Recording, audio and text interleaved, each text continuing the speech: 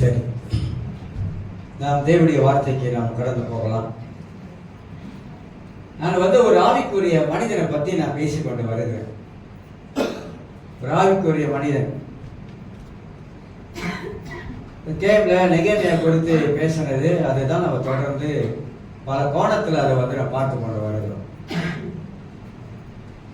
இந்த வேதத்தில் இருந்து இந்த செய்தியை நான் கொஞ்சம் உன்னிப்பாக கவனிக்க போடும் என்றால், நாம் எல்லாரும் நம்மளை பார்த்து கேட்க வேண்டிய ஒரு கேள்வி, நான் ஒரு ஆவிக்குரிய மனிதனா? அப்படி நான் ஒரு ஆவிக்குரிய மனிதனாக இருந்தால் எனக்குள்ளாக சில ஆவிக்குரிய தன்மைகள் வெளிப்பட வேண்டும். ஆவிக்குரிய தன்மைகள் வாழ்க்கையிலே வெளிப்பட்டு கொண்டே இருக்க வேண்டும். ஏன் எனக்குள்ளாக இந்த ஆவிக்குரிய தன்மை வெளிப்பட வேண்டும் என்றால், நம்முடைய ஆண்டவராக இயேசு கிறிஸ்து நம்முடைய வாழ்க்கையை மாற்றி இருக்கிறார். இப்ப வாழ்க்கையை மாறினவர்கள் தங்கள் வாழ்க்கையில இந்த ஆவிக்குரிய குணலட்சணங்கள் இதை வாழ்க்கையில வெளிப்படுத்துவது ரொம்ப அவசியம். கிறிஸ்துவ குணாதிசயங்களில இது ரொம்ப ரொம்ப முக்கியமானது ஒன்று. அதிலிருந்து நாம் எடுத்து கலாத்தியர் புஸ்தகத்திலிருந்து 6ஆம் அதிகாரத்தை தொட்டு அதிலிருந்து சில 6 காரியங்களை உங்க மத்தியிலே நான் சொல்லும் பொழுது, அதுல பெருமை என்ற ஒரு வார்த்தையை வைத்து உங்க மத்தியிலே நான் பேசிக்கொண்டு வருகிறேன். நாம் எல்லாருக்கும் தேவனுடைய வார்த்தை சமமானது. அது விசுவாசியாக இருக்கலாம், பிள்ளைகளாக இருக்கலாம், அல்லது ஊழியக்காரராக இருக்கலாம். நாம் எல்லாருக்கும் வேதத்தில் இருக்கிற சத்தியம் தேவனுடைய வார்த்தை எல்லாருக்கும் நமக்கு உரியது. அது எல்லாருடைய வாழ்க்கையிலும் கிரியை செய்யக்கூடியதை நாம் அறிந்திருக்கிறோம். ஒரு வசனத்தை நான் உங்களுக்கு வாசித்து காட்டுகிறேன். அதுக்கு முன்பதாக இந்த மியூசிக் கிளாஸ்லாம் விட்டுறாதீங்க. அதை தொடர்ந்து நீங்க அந்த கிளாஸ்ல பங்கு எடுங்க. டேவிட் இன்னைக்கு வாசிச்சாரு. ஒரு 2 வாரம் தான் வந்தார். ஒரு வாரமா ஒரு கிளாஸா 2 கிளாஸ் எடுத்தார் நினைக்கிறேன். சில கோர்ஸுகளை பிடித்து வாசிக்கிறார். அது நமக்கு சந்தோஷம். அந்த மாதிரி ஆர்வமா நீங்க பழகி நீங்க இசையில பங்கெடுத்துக் கொள்ளுங்க.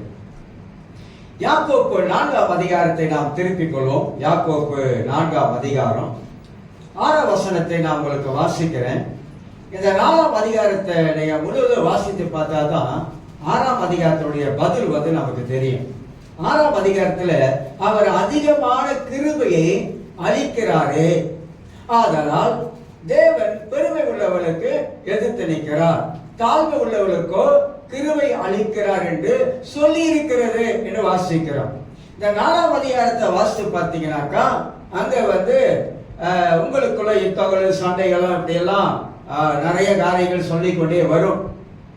ஏன்னா யூத மக்கள் அப்படி இருந்தாங்க. ஒருத்தருக்கு ஒருத்தர் பகையாளியா இருந்தாங்க, சண்டை போட்டு கொண்டாங்க, கடவுளை விட்டுட்டு போனாங்க.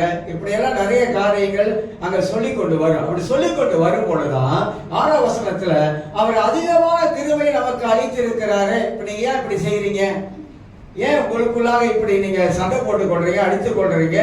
4ஆம் வசனத்தில் விபச்சாரிகளே, உலக சிநேகம் தேவனுக்கு விரோதமான பகை என்று அறியீர்களா? அது என்ன சொல்றாருன்னா, உலகத்துல சிநேகம் வைக்கிறவனை பத்தி அது பேசுது. விபச்சாரிகள் சொன்னா இது வேற அர்த்தத்தை சொல்லல.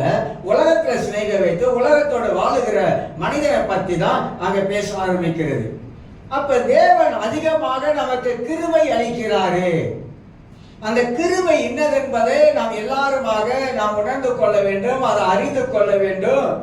ஆதலால் தேவன் கிருபை நமக்கு கொடுத்திருப்பதனாலே நாம் நிற்பது, நாம் நிர்மலமாகாமல் இருப்பது, வாழ்ந்திருப்பது, சுகமாக இருப்பது, எல்லா சூழ்நிலைகளிலும் தேவன் நம்ம நடத்துவது எல்லாமே அவருடைய கிருபை. அவருடைய கிருபையினால் தான் நம்ம இன்ன வரைக்கும் நம்ம உலகத்துல நாம வாழ்ந்து கொண்டு இருக்கிறோம். அதை நாம் மனதில் வைக்க வேண்டும். ஆண்டவரே, உங்களுடைய கிருபையினால் தான் நான் வாழ்ற ஆண்டவரே என்று சொல்லி அந்த கிருபையை, தேவ கிருபையை நாம் எப்பொழுதுமாக நாம் மனதில் வைக்கும் பொழுது நாம பெருமைக்கு இடம் கொடுக்க மாட்டோம்.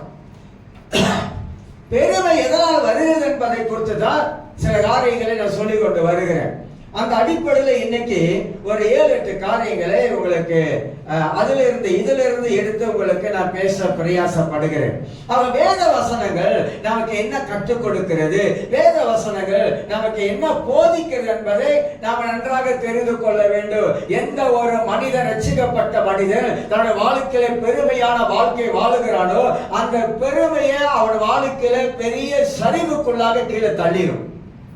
இதை நன்றாக வேதத்திலிருந்து நாம் அறிந்து கொள்ள வேண்டும், நாம் நன்றாக கற்றுக்கொள்ள வேண்டும். இதுல நாம 2 கொரிந்தியர் 10ஆம் அதிகாரத்தை திருப்பிக் கொள்வோம். இதிலிருந்து உங்களுக்கு சில சத்தியத்தை நான் உங்களுக்கு காட்டுவதற்கு பிரயாசப்படுகிறேன். 2 கொரிந்தியர் 2 கொரிந்தியன் 10ஆம் அதிகாரத்தை திருப்பிக் கொள்வோம். இன்னைக்கு சபைக்கு புதுசா வந்திருக்கீங்களா? யாராவது வந்திருக்கீங்களா?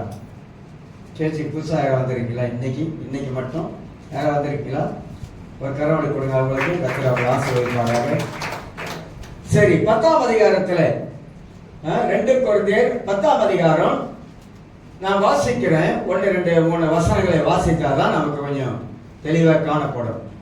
உங்களுக்கு முன்பாக இருக்கும் போது தாழ்மையாயும், தூரத்திலே இருக்கும் போது உங்கள் மேல் கண்டிப்பாயும் இருக்கிற பவுலாகிய நான் கிறிஸ்துவின் சாந்தத்தையும் தயவையும் முன்னிட்டு உங்களுக்கு புத்தி சொல்கிறேன்.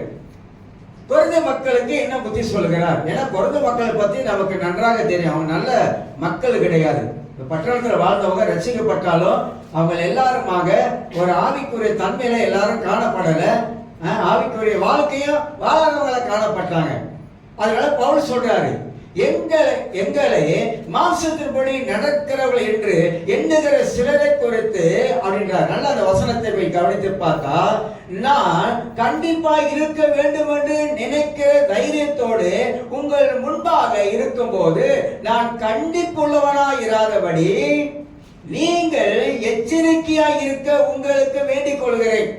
உங்களுக்கு முன்பதாக நான் எப்படி இருந்தேன், எவ்வளவு தாழ்மையாக இருந்தேன், எவ்வளவு கண்டிப்பாக இருந்தேன். நாங்கள் மாம்சத்தின்படி நடக்கிறவர்களா எண்ணுகிற சிலரை, ஏன்னா கொரிந்த மக்கள் இவர் மாம்சத்தின்படி நடக்கிறாரு, இவர் மாம்சத்தின்படி பேசுறாரு, அப்படிப்பட்ட சில எண்ணம் உள்ளவங்க அங்க காணப்பட்டாங்க. 3ஆம் வசனம் வாசிக்கிறேன். நாங்கள் மாம்சத்தில் நடக்கிறவர்களா இருந்தோ மாம்சத்தின்படி போர் செய்கிறவர்கள் அல்ல. நாங்கள் மாம்சத்தில் தான் வாழுகிறோம், இந்த சரீரத்துல வாழுகிறோம். இந்த சரீரத்துல வாழ்ந்தாலும் நாங்கள் மாம்சத்தின்படி போர் செய்கிறவர்கள் அல்ல, சண்டை செய்கிறவர்கள் அல்ல, யுத்தம் பண்ணுகிறவர்கள் அல்ல. மாம்சம் எங்களுக்குள்ள இருந்தாலும் மாம்ச கிரியை எங்களுக்குள்ள காணப்படல. நாங்கள் எல்லாருமாக தேவனை நோக்கி நடக்கிற மனிதர்கள், நாங்கள் எல்லாருமாக ஒரு ஆவிக்குரிய மனிதர்களாக காணப்படுகிறோம் என்பதை பவுல் விளக்கிறார். அதுதான் 4ஆம் வசனம் பதில் சொல்லுகிறது, எங்களுடைய போராயுதங்கள் மாம்சத்துக்கு ஏற்றவைகளாயிராமல். எங்களுடைய போராயுதங்கள், எங்களுடைய யுத்தங்கள், எங்களுடைய சண்டைகள் இந்த மாம்சத்துக்கு எதிராக நாங்கள் போர் செய்கிறவர்கள், யுத்தம் பண்ணுகிற ஆட்கள் கிடையாது. நீ ஒரு மாம்சத்துக்குரிய மனிதனாக இருந்தா உன்னோடு கூட நாங்கள் போர் செய்வதற்கு இல்லை, அப்படிப்பட்டவா இல்லாதபடிக்கு எங்களுடைய போராயுதங்கள் மாம்சத்துக்கு ஏற்றவைகளாக இல்லாமல் அரண்களை நிர்மூலமாக்குவதற்கு தேவ பலமுள்ளவைகளாக இருக்கு. அரண்னா அது ஒரு கோட்டை போல, அது ஒரு பயங்கரமான ஸ்ட்ராங்ஹோல்ட் போல, அது அரண். அவைகளை நாங்கள் உடைப்பதற்கு அது எங்களுக்குள்ளாக கிரியை செய்கிற தேவ பலன் உள்ளவைகளாக இருக்கிறது.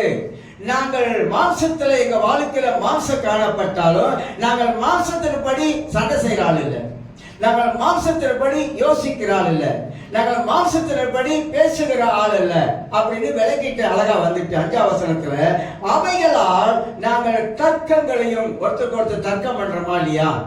ஆவிக்குரிய மனுஷன் தர்க்கம் பண்ணக்கூடாது, ஆவிக்குரிய மனுஷன் சண்டை போடக்கூடாது. பைபிள்ல நிறைய வசனங்கள் எடுத்து காட்ட முடியும். நம்மள கிறிஸ்தவர்கள் சண்டை போடக்கூடாது, கிறிஸ்தவங்க வாக்குவாதம் பண்ணக்கூடாது. குடும்பத்துல கூட கிறிஸ்தவங்க நம்ம வாக்குவாதம் பண்ணி சண்டை போடக்கூடாது. அப்படி சண்டை போட்டுட்டோமாக்கா நம்ம ஒரு ஆவிக்குரிய மனிதனாக அங்க விளங்கல, எடுத்து காட்டல. மாம்சம் நமக்குள்ளாக செயல்படுவதனால அதனால மாம்ச கிறிஸ்தவர்களாக மாறிடும். இந்த மாம்ச கிறிஸ்தவ வாழ்க்கையில நான் சொல்லியிருக்கேன் ஏற்கனவே. மாம்ச கிறிஸ்தவர்களுக்குள்ளாக ரோமர் 8ஆம் அதிகாரத்தை வாசிக்கும் ஃபுல்லா சொல்லப்படுகிறது. அவங்களுக்குள்ளாக மாம்ச எண்ணம் இருக்குது, மாம்ச சிந்தை இருக்கிறது, அதனால மாம்சத்துல வாழ்றாங்க. எவ்வளவு தான் கிறிஸ்தவர்கள் பைபிளை படிச்சாலும் அப்படின்னு நான் சொல்றேன். ஆனா நிறைய பேரு பைபிளை படிக்கிறது இல்லைன்னு சொல்ல வரேன். படிக்காம இருக்கிறதுனால நீங்க பாருங்க, ஒரு டெய்லி ஒரு மனுஷன் ஒவ்வொரு நாளும் வேதத்தை எடுத்து அவன் படிக்க படிக்க பரிசுத்த ஆவியானவர் அந்த வேதத்தின் வசனத்தின் மூலமாக ஆவியானவர் நம்மோடு கூட இடைப்படுகிறவராக இருக்கார். 2 காரியத்தை மனதில் நாம் அறிந்து கொள்ள வேண்டும். நாம் வேதத்தை நாம் அதிகமாக வாசிக்கலாம், அல்லது வேதத்தை கரைச்சி குடிச்சிருக்கலாம், என்ன வேணாலும் பண்ணி இருக்கலாம். ஆனா அந்த வேத வசனத்தை நம் வாழ்க்கையில ஏற்றுக்கொண்டு அந்த வசனத்துக்கு நாம கீழ்ப்படிந்து அந்த வசனத்தை கை கொண்டு நம்ம வாழ்க்கையை மாற்றி அமைக்காவிட்டா நாம இன்னொரு 50 வருஷம் வாழ்ந்தாலும் அதே மாதிரி தான் இருக்கும். ஏன் அதே மாதிரி இருக்கிறோம்? சொல்றாங்க கிறிஸ்தவ வாழ்க்கையில மாற்றமே வரமாட்டுதா, மாறவே மாற்றாங்களே, மாறாதையா மாறாது அப்படின்னு சொல்றாங்களே, மனமும் குணமும் மாறாதுங்கிறாங்களே, மாற மாட்டுறாங்களே. என்ன மாற மாட்டேன்? ஏன் மாற மாட்டுறாங்க? மாறாம இருப்பதற்கு கர்த்தருடைய வார்த்தை அவ்வளவு கடினமானதா? இல்ல, கர்த்தருடைய வார்த்தை வல்லமை உள்ளது.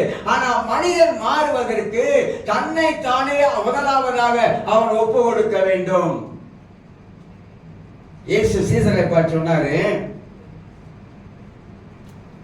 சிலுவையில பலவிதமான சிலுவை இருக்குது. அப்ப இப்படி சொன்னாரு, தன்னைத்தானே வெறுத்து தன் சிலுவையை சுமக்காதவன். தன்னைத்தானே தன் சிலுவை, தனக்குன்னு ஒரு சிலுவை இருக்குது. அந்த சிலுவையை அனுதினமும் நான் சுமக்கிற ஒரு காரியம் ஒன்று இருக்குது.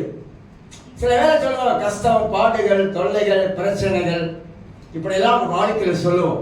ஆனா நான் என்ன நினைப்பேன்னா, இயேசு ஒரு சிலுவையை நமக்கு வச்சிருக்கிறாரு. அந்த சிலுவையை சில வேளைகளை தூக்க வேண்டியது வரும். அந்த சிலுவையை நம்ம தூக்குவது அவசியம். ஏன்னா ஆண்டவரே சொல்லி இருக்கிறார், தன் சிலுவையை தானே சுமக்க வேண்டும். அப்ப நமக்கு வருகிற பாடுகிற பிரச்சனைகளில நாம சிலுவையை துவக்கும் பொழுதுதான் நம்ம ஆவிக்குரிய மனிதனா மாம்சத்துக்குரிய மனிதனா வெளிப்படும்.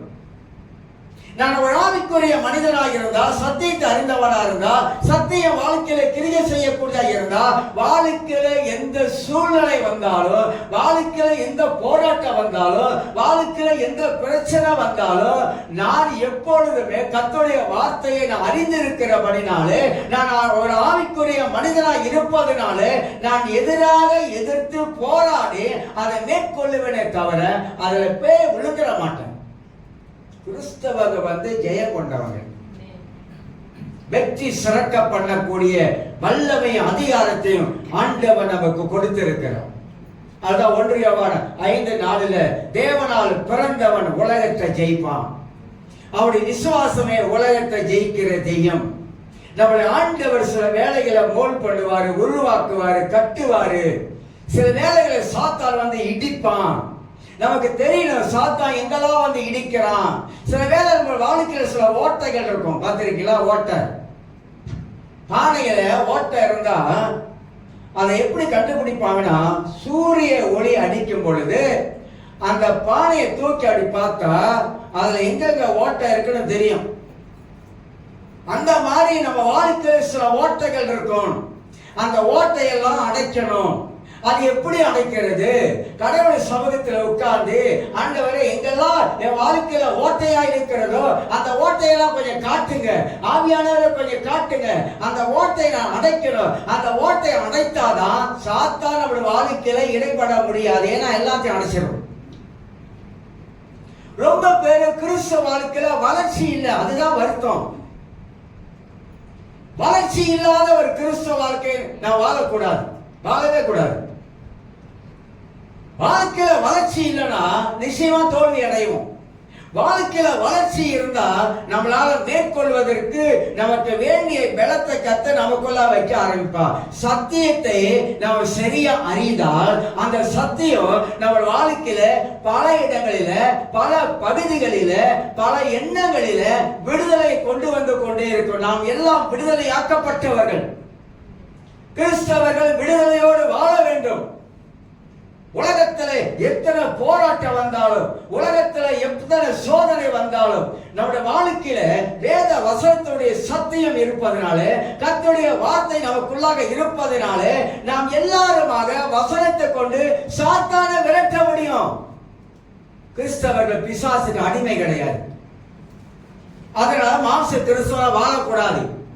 நம்ம எண்ணங்களை பல விதமான காரியம் ஓடிக்கிட்டு இருக்கோம். ஏன் கர்த்தர் என் வாழ்க்கையில ஒண்ணுமே செய்ய மாட்டாரு, அவர் செய்ய மாட்டாருல்ல. ஆண்டவர் பார்க்கிறாரா? அவர் பார்க்கிறார், நிச்சயமா 100% பார்க்கிறாரு.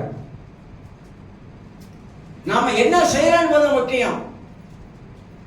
ஆண்டவர் சொல்ற எல்லாத்தையும் நம்ம கையில ஆண்டவர் கொடுத்துட்டாரு. நாம என்ன செய்யறோம்? அந்த சத்தியத்தை அறிந்தவராக ஆவிக்குரிய வாழ்க்கையில ஆவிக்குரிய மனிதனாக நாம் வாழும் பொழுதுதான் இந்த உலகத்துல தேவனால் பிறந்தவர் இந்த உலகத்தை ஜெயிப்பா. இந்த உலகம் சொன்னா அந்த உண்டாக்கப்பட்ட உலகம் அல்ல. உலகத்துல வருகிற மனிதன் மூலமாக வருகிற தொல்லைகள், மனிதன் மூலமா வருகிற பிரச்சனைகள், மனிதன் மூலமா வருகிற கஷ்டங்கள், தனிப்பட்ட வாழ்க்கையில வருகிற எல்லா விதமான காரியத்தையும் நம்மளால ஜெயிக்க முடியும். தேவனால் பிறந்தவர் உலகத்தை ஜெயிப்பா. அப்ப அந்த வார்த்தை பொய்யான வார்த்தையா? சொல்லுங்க. பைபிள்ல எழுதப்பட்ட வார்த்தைகள் பொய்யான வார்த்தையா? அது தேவனுடைய வார்த்தை, அது உண்மை உள்ள வார்த்தை, நமக்கு எழுதப்பட்ட வார்த்தை. அந்த வார்த்தையை நாம் யோசித்து தியானம் பண்ணி ஒரு ஆவிக்குரிய மனிதனாக நாம் நின்று யுத்தம் பண்ணும் பொழுது நிச்சயமாக சாத்தான் தோத்து போனவன், விழுந்து போனவன், அவன் சும்மா நம்மளை பயம் காட்டி பல காரியங்களை கொண்டு வந்து வைக்கிறான். நம்மளை எப்படியாவது கொஞ்சம் நவுத்தி, கொஞ்சம் தள்ளி, கொஞ்சம் பின்மாறி போயிடும். கடவுளை விட்டு நீ நெருங்கி வராத, ஆண்டவரோடு நெருங்க. சும்மா என்ன ஜெபம் ஜெபம் ஜெபம் ஜெபம் ஜெபம், சும்மா என்ன பைபிள் எடுத்து படிச்சுக்கிட்டே கிடக்குற, இதெல்லாம் பிசாசு வேலை. சும்மா ஜெபிக்காத, வேண்டாம். சும்மா பைபிள் எடுத்து படிக்காத, வேண்டாம். ஒரு குறிப்பிட்ட நேரம் படிச்சா போதும். சும்மா அதிலே முழுகாத, பைத்தியமாயிடுற. எப்ப பார்த்தாலும் சோத்திரம் சோத்திரம் சோத்திரம் சோத்திரம். இல்ல இப்பெல்லாம் இருக்குது. நிறைய சோத்திரம்லாம் சொல்லாத, நிறைய ஜெபிக்காது. ஏன்னா இப்ப வந்து ஜெபிக்கவே வேண்டாம்லாம் வந்துருச்சு. இப்ப ஜெபிக்கவே வேண்டாம் அப்படின்னா இயேசுவ சொல்லியிருப்பார், நீங்க ஜெபிக்காதீங்க, இல்லைன்னா அவரும் ஜெபிச்சிருக்க மாட்டாரா இல்லையா? அந்த மாதிரி நம்ம வாழ்க்கையில சோர்வுக்கு இடம் கொடுக்காதீங்க, அவிசுவாசத்துக்கு இடம் கொடுக்காதீங்க, சந்தேகத்துக்கு இடம் கொடுக்காதீங்க. இதெல்லாம் நம்ம இடம் கொடுக்காம இருக்கிறோம்னா, இந்த வசனம் எல்லாம் நம்ம மனசுல இருந்துச்சுன்னா தேவனால் பிறந்தவன் உலகத்தை ஜெயிப்பான். நான் சொல்றேங்க, ஜெபத்துல சும்மா வசனத்தை வச்சு அடிக்கி சாத்தானுக்கு எதிராக அடிக்க அடிக்க அடிக்க அடி மேல அடி அடிச்சு அம்மியை நம்புறன்னு சொல்லுவாங்களே, வசனத்தை சொல்லி சொல்லி நீங்க அடிக்கும் பொழுதுதான் அந்த வசனத்துல இருக்கிற வல்லமையை நீங்க உணர முடியும். இப்ப நாங்களா எங்க வாழ்க்கையில எப்படி வாழ்றோம்? என்ன வந்தாலும், என்ன சோதனை வந்தாலும், என்ன போராட்டம் வந்தாலும் எரிஞ்சது ரெண்டே காரியம். ஒன்னே ஜெபம், ரெண்டாவது வேதத்தை எடுத்து வாசிக்கிறது. அதுக்கு அகட்டி எனக்கு தெரியாது. இது ரெண்டு தான் நாங்க படிச்சிருக்கிறோம். இது ரெண்டுல தான் மேற்கொள்ள முடியும். ஜெபத்துல அடிச்சு உடைக்க முடியும், வசனத்தை படிச்சு பலப்படுத்திக்க முடியும். வேத வசனம் நமக்கு வந்து அந்த அளவுக்கு பலனை தரும். அதை அதிகமாக சிந்திக்கும் பொழுது, வசனத்தை அதிகமாக யோசிக்கும் போது அதற்கு தான் ஜீவ ஊற்று புறப்பட்டு வருகிறது. அப்ப தேவனால் பிறந்தவன் யாரு? நாம் எல்லாம் தேவனால் பிறந்தவர்கள், தேவனுடைய பிள்ளைகள். அவர் வாழ்க்கையில வரக்கூடிய காரியம் இந்த உலகத்தை ஜெயிக்க, அவருடைய விசுவாசமே உலகத்தை ஜெயிக்கிற ஜெயம். ஆவிக்குரிய மனிதனுக்கு விசுவாசத்துல வந்து தளர்ச்சி வந்துடக்கூடாது, விசுவாசத்துல சந்தேகம் வரக்கூடாது. ஏன்னா விசுவாசத்துக்கு எதிரிகள் இருக்கிறாங்க. முதல் எதிரி விசுவாசத்துக்கு சந்தேகம். சந்தேகம் வந்துருச்சாலும் விசுவாசம் போச்சுன்னு அர்த்தம். ரெண்டாவது எதிரி விசுவாசத்துக்கு பயம். பயம் வந்தாலும் விசுவாசம் போயிடும். அப்ப அந்த எதிரிகளை அடிக்கணும். அப்ப தேவனால் பிறந்தவன் உலகத்தை ஜெயிப்பா, அவருடைய விசுவாசமே உலகத்தை ஜெயிக்கிற ஜெயன் சொல்லி யோவான் அழகான காரியத்தை எழுதுவதை குறித்து நாம் பார்க்கிறோம். அந்த 5ஆம் வசனத்துல அவைகளால் 1 கொரிந்தியர் 2 கொரிந்தியர் 10:5 அவைகளால் நாங்கள் தர்க்கங்களையும் தேவனை அறிகிற அறிவுக்கு. அப்ப தர்க்கம் பண்ணக்கூடாது, வாக்குவாதம் பண்ணக்கூடாது, சண்டை போடக்கூடாது, எரிச்சல் அடையக்கூடாது, கோபம் அடையக்கூடாது. இதெல்லாம் கிறிஸ்தவ வாழ்க்கையில இருந்துச்சுன்னா மாம்சத்துக்குரிய மனிதன், ஆவிக்குரிய மனிதன் அல்ல. இதெல்லாம் நம்ம வாழ்க்கையில சரிப்படுத்திக்கணும், சரிப்படுத்த வேண்டியது அவசியம். சொல்லிட்டு சொல்றாரு, அதாவது தேவனை அறிகிற அறிவுக்கு விரோதமாய் எழும்புகிற எல்லா மேட்டிமையும், அதான் தேவனை அறிகிற அறிவுக்கு விரோதமா, கடவுளை அறிகிற அறிவுக்கு விரோதமா நமக்கு என்ன தடையா இருக்குன்னா மேட்சிமை, பெருமை. பெருமை தேவனை அறிகிற அறிவுல நமக்கு தடை செய்யுது. கிறிஸ்தவ வாழ்க்கையில தாழ்மை தான் கற்றுக்கொள்ள தவிர பெருமை கற்றுக்கொள்ளக்கூடாது. ஆனா பெருமை சில வேலைகள்ல நம்மளை அறியாமலே இந்த பெருமை நம்ம வாழ்க்கையில வர ஆரம்பிக்கும். ஒரு ஆவிக்குரிய மனிதர் நமக்கு வருகிற பெருமையை அடையாளம் பார்க்க முடியும், அடையாளம் கண்டு கொள்ள முடியும். தேவன் அறிகிற அறிவுக்கு விரோதமாக எழும்புகிற எல்லா மேட்டிமையும் நிர்மூலமாக்கி அடிச்சு உடைச்சி அதை சுக்குநூறாக்கி தூக்கி போடும் சொல்லிட்டு இப்படின்னு சொல்றாரு. நிர்மூலமாக்கி எந்த எண்ணத்தையும், அது ரொம்ப முக்கியம். எந்த எண்ணம், எப்படிப்பட்ட எண்ணம் வருது? பெருமையான எண்ணம் வருதா? நான் பல காரியத்தில் பொதுவா பேசும்போது நீங்க ஒன்னே ஒன்று அறிந்து கொள்ள வேண்டும். நான் பெருமையை தான் மையமா வச்சு இங்க தொட்டு பேசுறேன். நம்ம வேற மாதிரிலாம் யோசிக்க கூடாது. இங்க வசனம் என்ன போதிக்கிறது? இந்த பெருமையான வேற்றுமையான எண்ணங்கள் எப்படி வருது? சில வேளை நம்ம வாழ்க்கையில நம்மளை அறியாமலே இந்த எண்ணங்கள் வேலை செய்ய ஆரம்பிக்கும். அதனால்தான் எண்ணத்துலதான் பல காரியங்கள் நடக்குது என்பதை நான் ஏற்கனவே சொல்லி இருக்கிறேன். எண்ணங்கள் பல காரியங்களை கிரியை செய்ய ஆரம்பிக்குது. மனிதன் எப்பொழுதுமே எண்ணத்துல அவன் பலவிதமான பெருமையான எண்ணங்களை பிசாசு உள்ள போடுவோம். அதை நம்ம கவனிக்கணும். சில வேளை நாம சிந்திக்கிற சில எண்ணங்கள், சில யோசனைகள் எல்லாம் சில வேளை பெருமையை கொண்டு வரக்கூடியதா இருக்கும். அதையும் சிந்திக்கணும், யோசிக்கணும். நான் சிந்திக்கிறதா, யோசிக்கிறது, நாம் எண்ணுகிறது ஒருவேளை பெருமையை கொண்டு வருதோ அப்படின்னு நம்ம அலசி ஆராய்ந்து பார்ப்பது அவசியம். சொல்லிட்டு கிறிஸ்துவுக்கு கீழ்ப்படிய சிறைப்படுத்தவர்களாய் இருக்கிறோம்.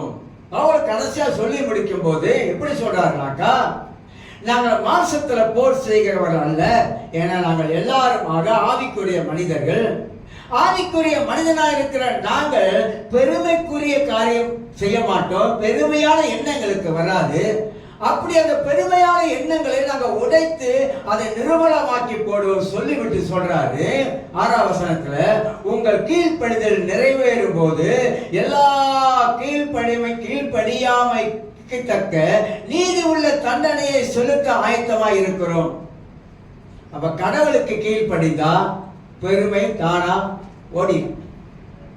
அப்ப எப்படி கீழ்ப்படுது? கடவுளுடைய வார்த்தையை, தேவனுடைய வார்த்தையை நாம் ஏற்றுக்கொண்டு அதற்கு நாம் கீழ்ப்படியும் போது இந்த பெருமை நம்ம வாழ்க்கையில விட்டு போயிடும். அப்ப ஆவிக்குரிய மனிதனுக்கும் மாம்சத்துல வாழுகிற மனிதனுக்கும் உள்ள வித்தியாசத்தை அடையாளம் கண்டு கொள்ள வேண்டும். நான் ஆவிக்குரிய மனிதனா மாம்சத்துக்குரிய மனிதனா இருக்கிறான்னு சொல்லிட்டு இன்னொரு காரியத்தை சொல்லுகிறேன். ஆவிக்குரிய மனிதன் எப்பொழுதுமே தாழ்மையாவே இருந்துக்குவாங்க.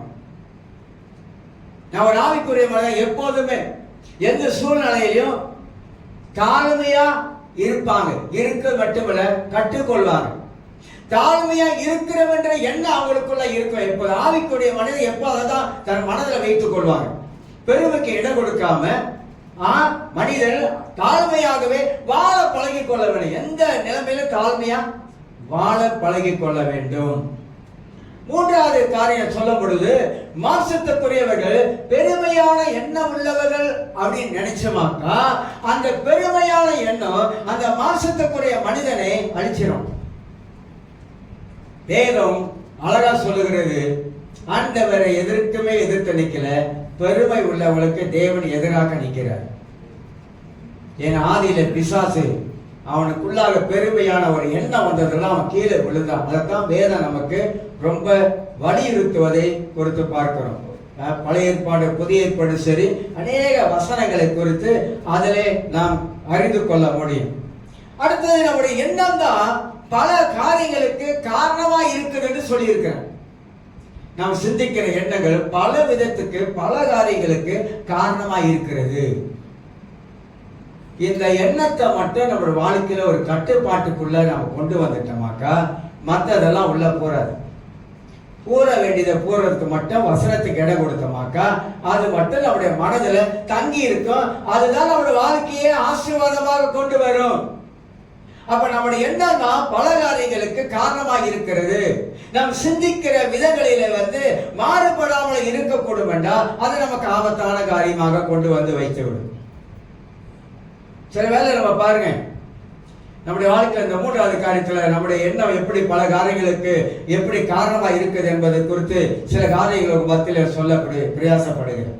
சில வேளை நம்முடைய எண்ணம் என்ன நினைக்கும் அப்படின்னா, நம்முடைய அந்தஸ்து என்ன, நம்முடைய கௌரவம் என்ன, இப்படிலாம் நினைக்கும். சரிங்களா? நம்மளை அறியாமலே நம்ம மனதுக்குள்ளாக நம்ம அந்தஸ்து 4 பேர் நம்மளை பத்தி என்ன சொல்லுவாங்க, அதுக்காகவே நாம இப்படிதான் இருக்கணும், இப்படிதான் வாழணும், மற்றவங்களுக்கு முன்பதாக இப்படி இருக்கு. அதெல்லாம் நான் என்ன சொல்ல வரேன்னா, நீங்க நல்லா இருக்கணும், அது நல்லது. 4 பேருக்கு முன்பதாக நீ வாழ்ந்து இருக்கணும், அது நல்லது. ஆனால் என்ன குறிப்பு சொல்ல வரேன்னா, அதுல உங்களோட எண்ணத்துல பெரும் வந்துடக்கூடாது சொல்ல வரேன். சிலர் தங்களை ரொம்ப உயர்வா எண்ணிக்கொள்வாங்க, சில வேளை தங்களை உயர்வா தங்களை பேசிக்கொள்வாங்க. இதெல்லாம் கவனம். அப்படி பேசுவதனால நமக்கு நம்மளை அறியாமலே இந்த பெருமையான காரியம் வாழ்க்கையில வருகிறதா, அதுதான் நான் சொல்ல வரேன். அந்த மாதிரியான ஒரு எண்ணம் நமக்கு வரக்கூடும் என்றால் அது தேவனுடைய பார்வையில தவறாக காணப்படும். ஆகினால் ஆவிக்குரிய மனிதர் இருக்கிறத வைத்து எப்போதுமே வாழ பழகுவார்கள். ஒரு ஆவிக்குரிய மனிதனாக இருந்தா அவங்க ரொம்ப பந்தாலாம் கேட்க மாட்டாங்க. கடவுளுக்குள்ளாக உண்மையாக பக்தியாய் வாழ்றவங்க, கடவுளுக்குள்ளாக உண்மையா ஜீவிக்கிறவங்க தங்களை ஒரு நாளும் பந்த காட்டவே மாட்டாங்க. பொதுவா சொல்றேன், நான் என்ன சொல்றேன் உங்களுக்கு அடிக்கடி ஞாபகப்படுத்துறேன். பெருமைக்கு இடம் கொடுக்க கூடாது என்ற அர்த்தத்துல தான், அந்த நோக்கத்துல தான் நான் சொல்லிக்கிட்டு வரேன். நாம் பந்த காட்ட ஆரம்பிச்சா நமக்கு அந்த பெருமையான காரியங்கள் நம் வாழ்க்கையில குடிகொள்றோம். நான் சொல்றேங்க, கடவுள் இல்லாவிட்டா, இயேசு இல்லாவிட்டா வாழ்க்கையில ஒண்ணுமே இல்லை. அதை எப்போதுமே மனதில் நாம் நினைக்க வேண்டும். நம்மளை ஆண்டவர் ஆசீர்வதிக்கிறார்னா, நம்மளை வாழ வைக்கிறார்னா, அந்த அளவுக்கு நம்முடைய வாழ்க்கையில நாம் தாழ்மையாகவே இருந்து கொள்ள வேண்டும். அப்ப ஆவிக்குரிய மனிதன் இருக்கிறத வைத்து வாழ ஆரம்பிப்பான். ஆவிக்குரிய மனிதன் ஒரு நாள் அகலமா கால வைக்கவே மாட்டான். ஆவிக்குரிய மனிதன் பின்னால என்ன வரும் என்பதை அவன் அறிந்தவனாகவே காணப்படுவான். ஒரு ஆவிக்குரிய மனிதனா வாழும் பொழுது அவன் தான் எதிர்காலத்தை நினைச்சு பார்ப்பான். அது மட்டுமல்ல, அவன் செய்கிற ஒவ்வொரு காரியத்தையும் அவன் நன்றாக யோசித்து செயல்படுகிற ஒரு மனிதனா இருப்பான். காலை வச்சுட்டு மாட்டிக்கிட்டு முழிக்க மாட்டாங்க. கிறிஸ்தவர்கள் ஆண்டவர் நல்ல ஞானத்தை கொடுத்திருக்கிறார். கிறிஸ்தவர்களுக்கு ஆண்டவர் வேத புஸ்தகத்தை 66 வேத புஸ்தகத்தை கையில் கொடுத்திருக்கிறார். நிறைய ஆலோசனைகளும் அறிவுரைகளும் புத்திமதிகளும் பைபிள்ல தான் எழுதி வைக்கப்பட்டிருக்கு. வேற எங்கேயும் உலகத்துல கிடைக்காது. உலகத்துல சில சட்டத்திட்டங்களை பைபிள்ல தான் எடுக்கிறாங்க.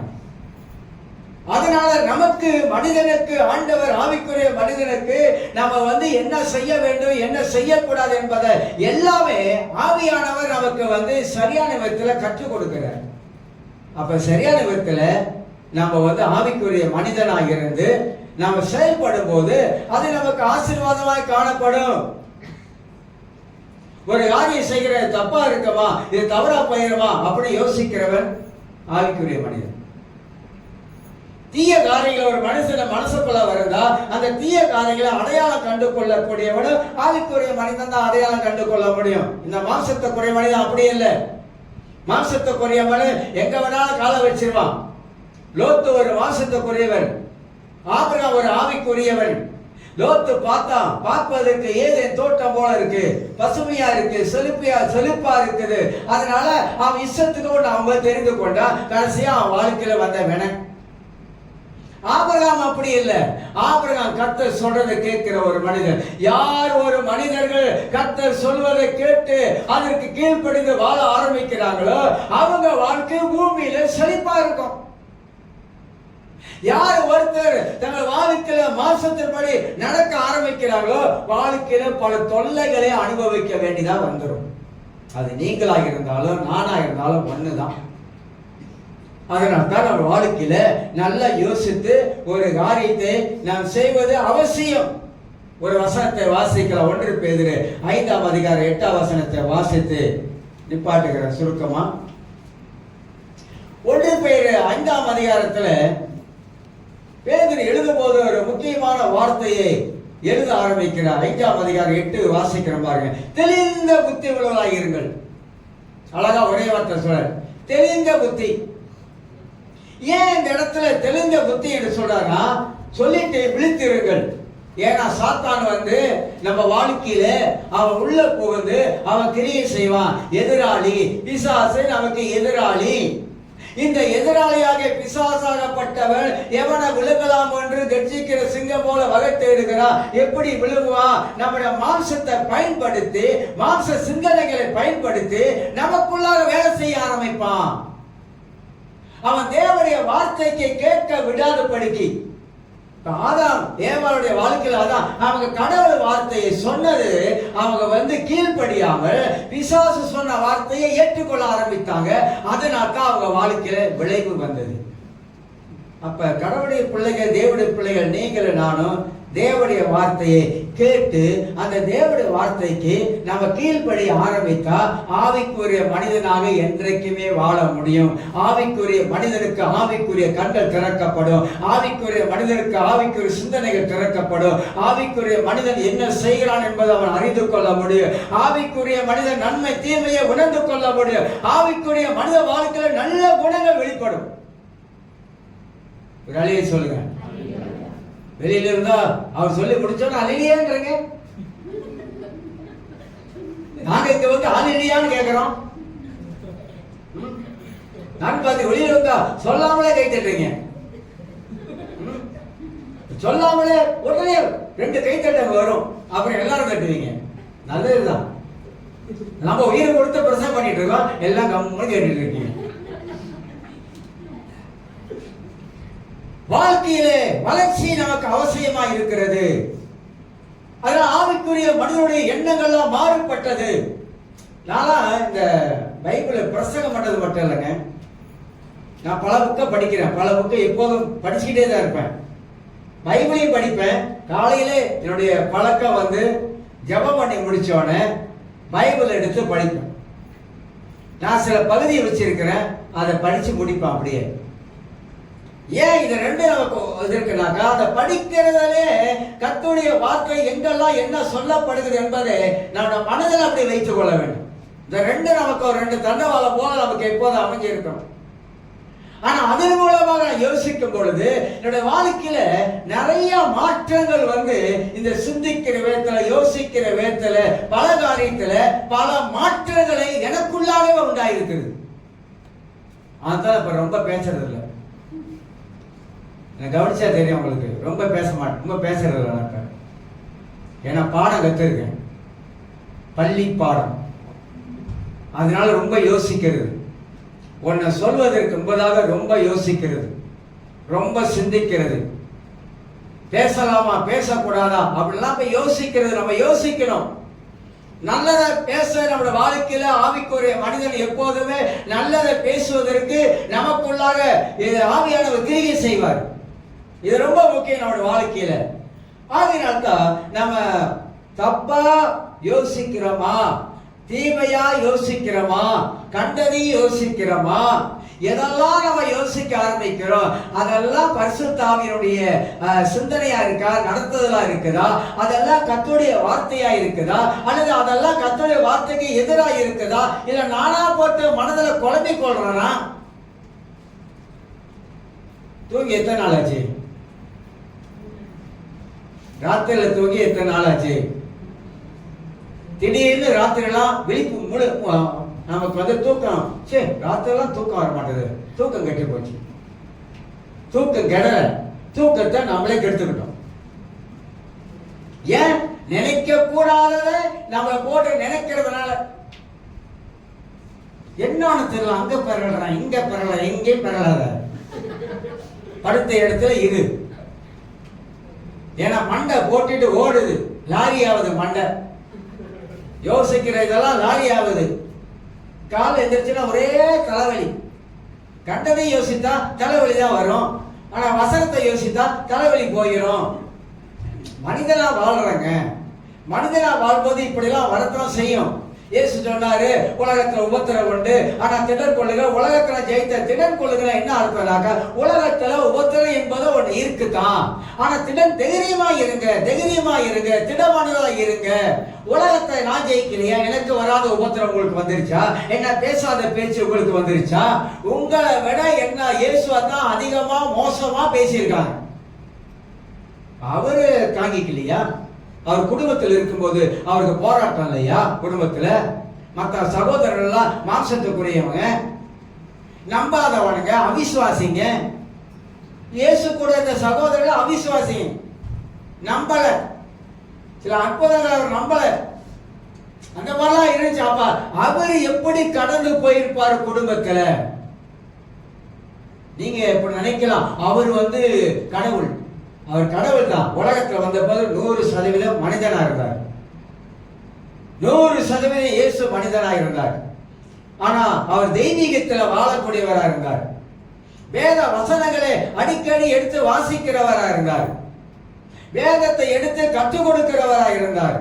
அதனால நான் என்ன சொல்ல வரேன்னா, இந்த உலகத்துல கிறிஸ்தவர்களுக்கு பலவிதமான காரியம் ஏற்பட்டாலும் நான் ஒரு ஆவிக்குரிய மனிதனாக இருப்பதனால எனக்கு ஒரு தெளிந்த சிந்தனை இருக்கு, தெளிந்த எண்ணம் இருக்கு, தெளிந்த புத்தி இருக்கு.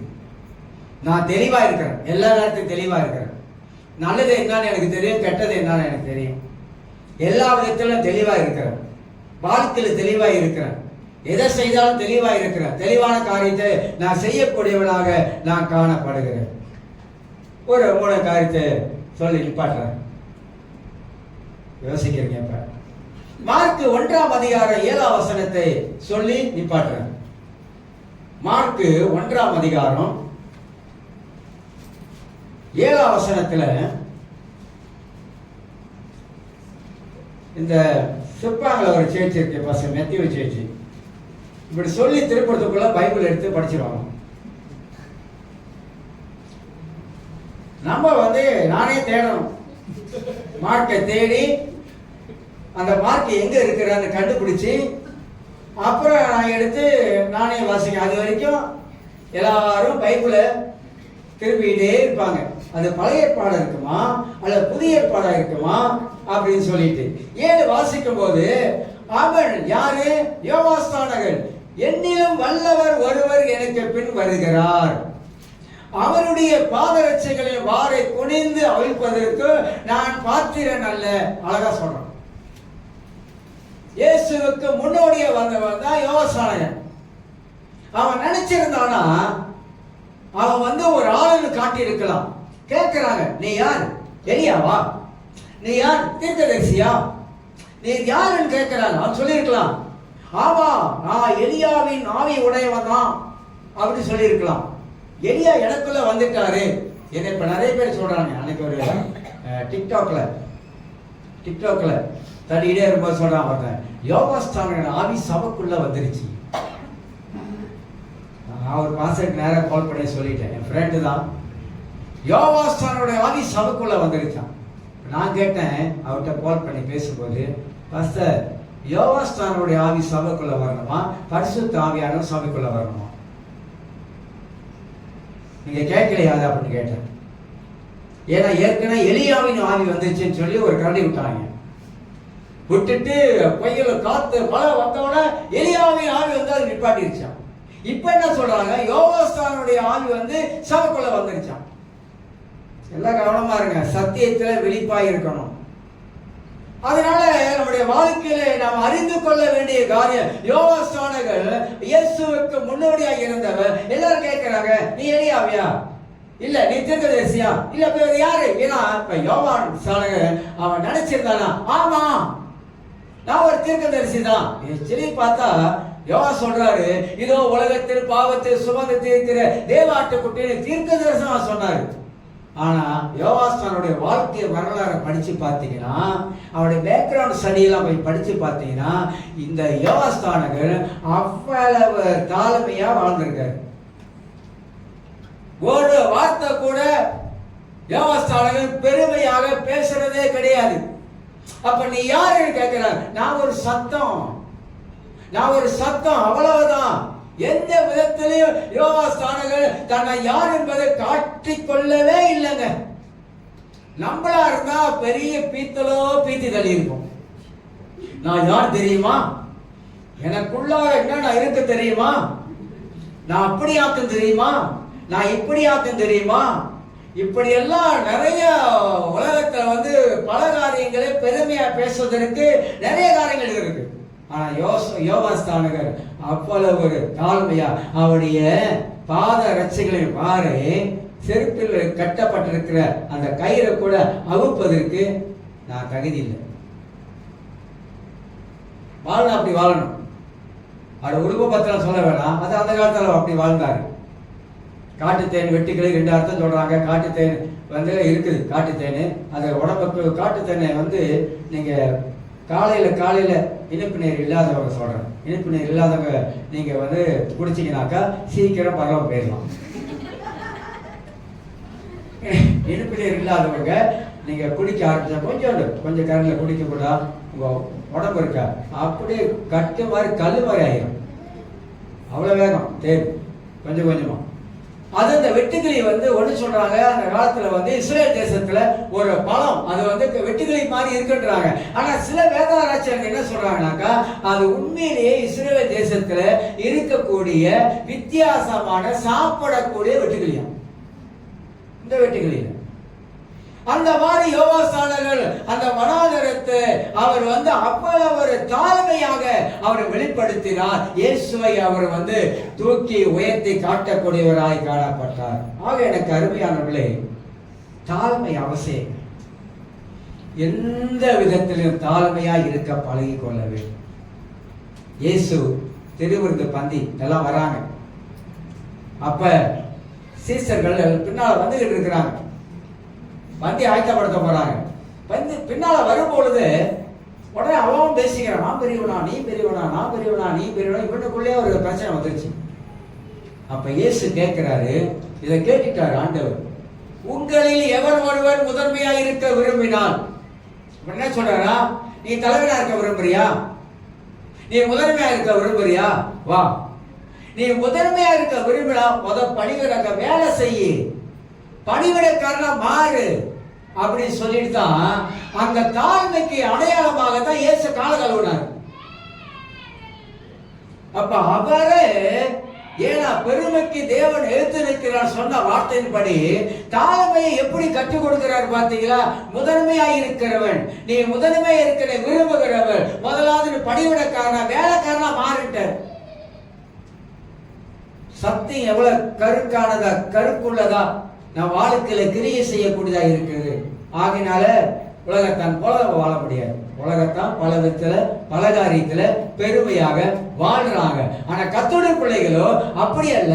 ஆவிக்குரிய மனிதர்கள் நம்முடைய வாழ்க்கையில இந்த ஆவிக்குரிய தாழ்மை நம் வாழ்க்கையில இருக்க வேண்டும். பெருமை உள்ளவர்களுக்கு தேவன் எதிர்த்து நிற்கிறார்.